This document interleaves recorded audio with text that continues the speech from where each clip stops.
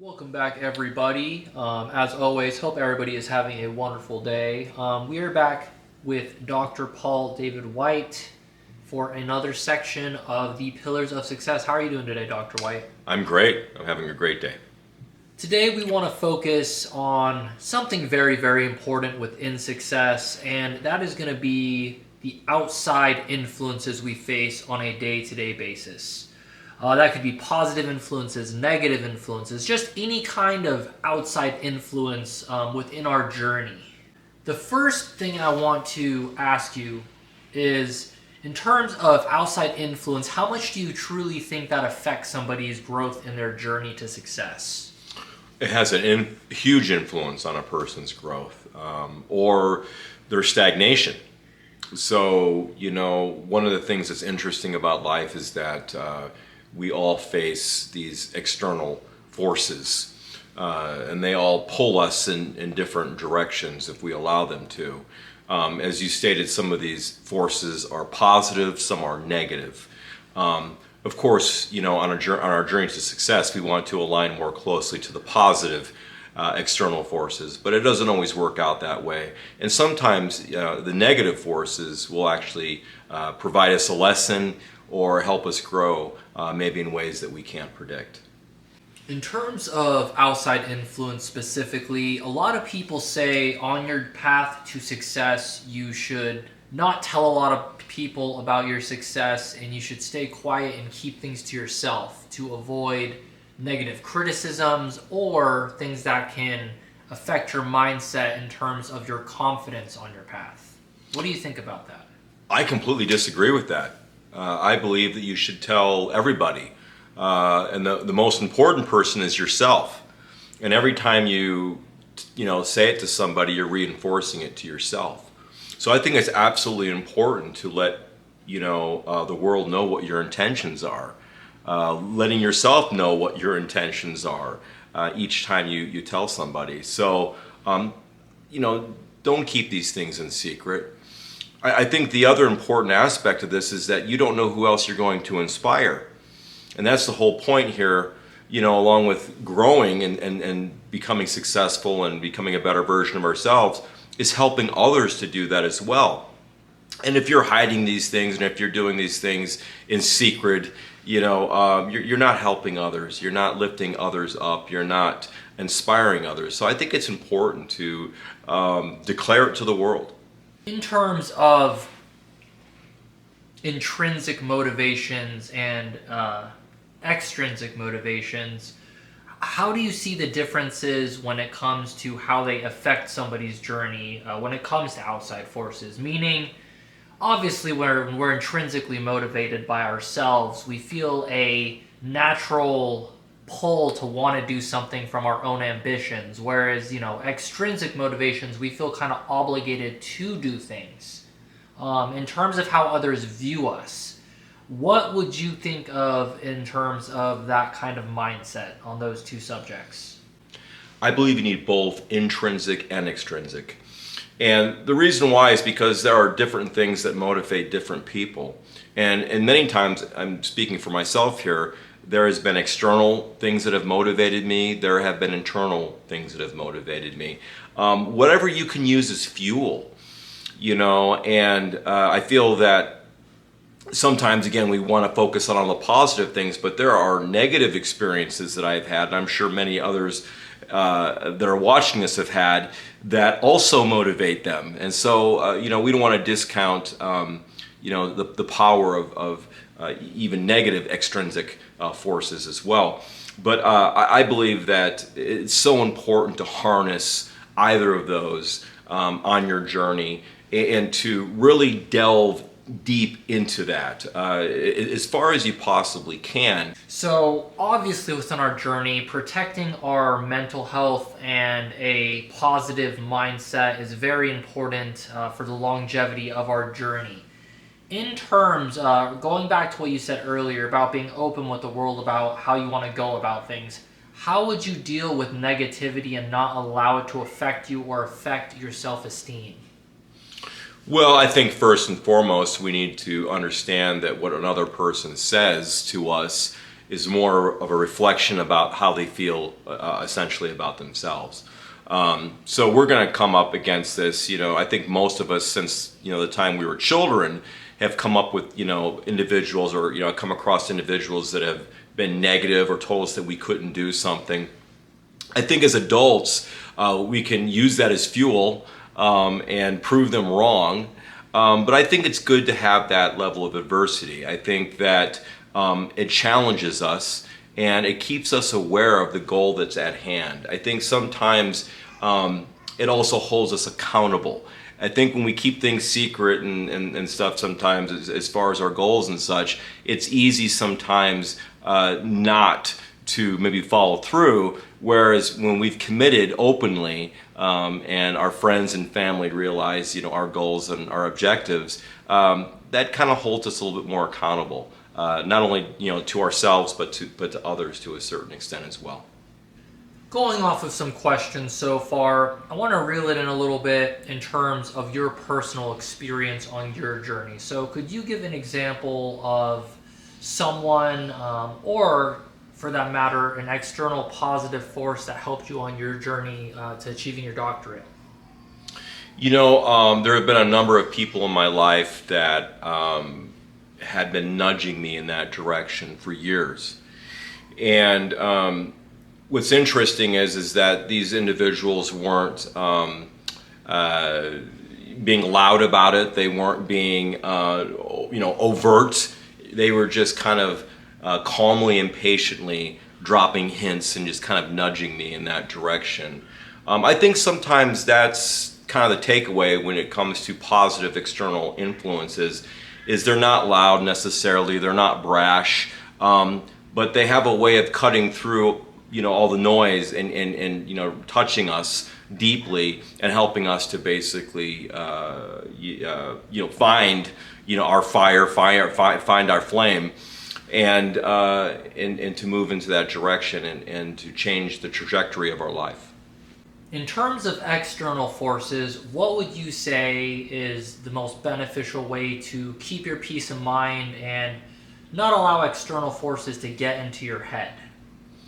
You have to keep your focus on the goal or the objective at hand.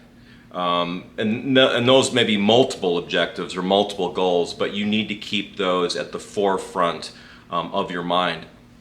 You need to learn to understand that negativity or negative outside influences are part of it. They're a part of the growth process. They're a part of the challenge that we all go through when we're trying to go to another level, when we're trying to grow personally and professionally. So I think that we can harness these external forces in the right way and learn that even negative ones can many times add fuel and get us to where we want to go and help us in that onto our path to success. Regarding external forces, obviously something that a lot of people do within their path to success is they network with other people who are similar or have similar mindsets or have commonalities of some kind. What is your opinion on it? Do you think it's beneficial? Do you think it's necessary? Do you think it's something that we should all strive to do to help us on our journey? Or is it just something that can be an additional bonus? Well, I think if you have the opportunity to network, absolutely network with like-minded people. And if you feel that maybe you're not in the right mindset at that moment, try to actively look for individuals that do have the mindset of something that you want, that have maybe that level of personal and professional growth that you're looking for. Not everybody's going to have that opportunity. There are people that live in all different types of circumstances, and so they may not have access to individuals like that. But that doesn't mean they don't have access to material, whether that be in the form of books, media, things that will uplift them and help them on their journey.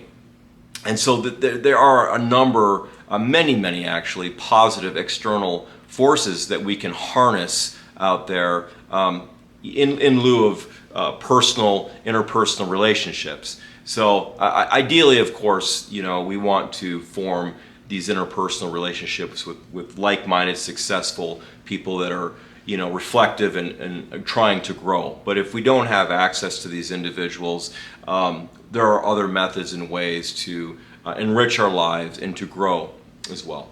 Do you think that it is more important to gain benefit from external forces, or do you feel more of it should come from you? Do you think one is more important than the other, or you need a perfect combination of both? I've stated this in another video. I believe that an outside force can be an impetus, but it's not a long-term fuel. The fuel really has to come from within inside. So an external force can be the spark. It can start that chain reaction, but that sustained chain reaction has to come within inside. It has to be fueled by our own desire and motivation. So I think that we can watch a show, or we can maybe admire somebody that inspires us in some way. But that's not going to last very long. It will have a very short shelf life. We need to develop that internal combustion to basically push forward, because the external is very transitory. So a lot of people say within your circle you should be surrounded by people who have the exact same mindset as you and same kind of ideals as you do. Do you think it is okay to surround yourself with maybe some people that aren't as positive, that you get along very well with, or you are very fond of, or do you think you should cut those people off altogether? I'm not a proponent of cutting people off. I know there are some individuals out there that believe that if someone doesn't have your, upward mobility as far as your thoughts and your intentions, that you essentially should cut them off, or if they're not a positive influence. I mean, many times we have family members that may not fit that bill. Maybe they're not overly exuberant and positive. I believe that ideally our core friends, and whether that be professionally or personally, we should try to align with in a positive way, or they should have essentially a positive mindset. In terms of the people we surround ourselves with, do you think that negative influences should be cut off even if they're close friends or family, or do you think that we can make room for them while still maintaining our path to success? I am not a proponent of cutting people off in general, unless they're just incredibly toxic for us, okay? Because as we start cutting people off, that could be family members, that could be people we've known since childhood. I don't think that's the best approach. I think the best approach is being the best possible version of yourself and letting the world see that. And so I think that many times, we want to distance ourselves from certain individuals when the very, very best idea is really to let them see who we are. Let them see our compassion. Let them see how reflective we are about our own lives. To be a good example to these individuals, because we all at times fall short. We all at times are in a valley, and we're not on top of that hill. And it's nice to have somebody that provides us with an example of the way things could be. And I think we all admire these people, whether it be secretly or openly, that meet adversity head on and make the very, very best of their lives. And so, yeah, I feel that on this journey, take as many people with you as you possibly can. Don't do everything in secret. Don't try to exclude people. I believe that, and again, unless they're incredibly toxic individuals that are trying to harm you, that you should include them and let them see, how effective it can be, basically, to be the best possible you. In terms of the people that are with us on our path, do you think that we should also try to help them become the best versions of themselves, or should they have to figure it out on their own journey? we can absolutely be an example to them. I do not believe, as I've stated in another video, that we can really help anybody. We can only help ourselves, and other individuals can only really help themselves. That does not mean that we can't be a light to other people. It does not mean that we can't shine with a brilliance that captures the imagination and the intention of other individuals. I think that is part of our purpose here, is to uplift others. And you can't do that in darkness. You can't do that in secret. You have to be open. You have to bring others along in this journey. And again, there are a number of individuals that will say, no, you got to cut these people off. These people are going to pull you down. I believe that that only happens if you allow it to happen. Okay? And so I think that if you lend a hand in the extent of being a good example, maybe give some great advice, you're not going to have any damage. There's not going to be any damage done to you, and you're going to actually help this other person. And who knows? Again, they at some point may turn some things around for themselves and become a positive force as well.